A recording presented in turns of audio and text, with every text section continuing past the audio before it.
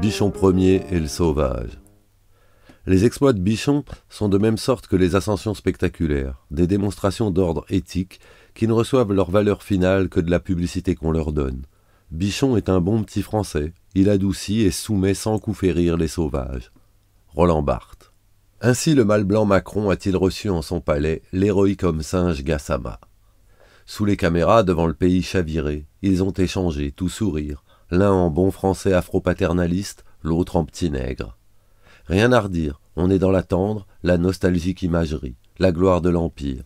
120 de quotient intellectuel chez l'hôte élyséen contre 60 chez le visiteur montreuillois. Chiffre moyen fourni par la fachosphère, mais nul doute que l'écart était encore plus criant dans cette confrontation sociale des extrêmes.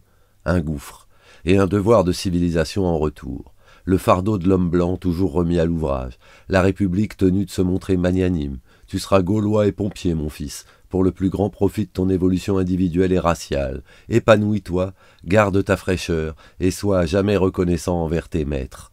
Bichon Ier n'a pas naturalisé Mamoudou Gassama, il l'a recolonisé. À chacun sa vérité et sa récompense. Des régimes de bananes pour Taubira, la femelle congoïde, acculturée et sournoise, celle qui citait René Char et corrompait les mœurs millénaires des sous-chiens.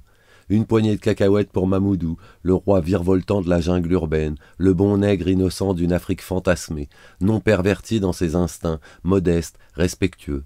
D'un châtelain à l'autre, par-delà l'hétérogénéité des profils, clivants ou consensuels, les marqueurs symboliques ne varient pas. Point de morte saison aux os humains. Cette histoire édifiante ne saurait être envisagée que sous l'angle des questions migratoires et de la mise en scène hyperbolique de la rédemption d'un clandestin, ceci sur fond bien réel de xénophobie et de comportement public inique à l'égard de l'écrasante majorité des réfugiés et autres sans-papiers. Plus profondément, elle devrait interroger ceux qui se proclament racisés par l'État, indigènes de la République, indivisibles, quant aux vieilles représentations encore à l'œuvre dans le système de domination. Il existe une perception binaire de la discrimination, selon qu'elle fustige la racaille ou feigne d'encourager l'immigré assimilé et méritant. C'est là qu'il ne faut pas se tromper d'ennemi principal. Entre le discours suprémaciste épurateur d'une meute de youtubeurs caucasiens allumés et débiles, les obsédés de la submersion ethnique, les théoriciens claquemurés du grand remplacement, autant de guerriers de papier, et la fausse bienveillance de nos chères belles âmes qui pratiquent l'intégration au rabais, le choix est vite opéré. Les seconds sont, de loin, les plus redoutablement nocifs. Ils ne produisent pas leur test ADN, ne gonflent pas leurs biceps, ne dégueulent pas leur haine. Au contraire, ils se démarquent avec mépris et indignation des ségrégationnistes de tout poil. Ils sont ouverts au vaste monde, magnifique, mais ils savent assujettir en douceur leurs amis de l'immigration afro-maghrébine en les assignant à rejouer sans cesse la comédie d'une altérité positive, stéréotypée, qui finit par ressembler à un délit de faciès à l'envers.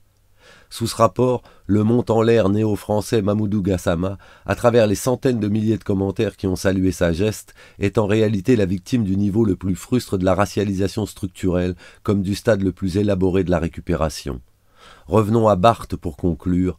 L'astuce profonde de l'opération Bichon, c'est de donner à voir le monde nègre par les yeux de l'enfant blanc. L'enfant blanc, en l'occurrence, n'étant pas le petit rescapé cascadeur du 4e étage, mais la bile, le fourbe freluquet Emmanuel Macron. Bichon Ier, l'amadoueur de sauvages. François de Negroni.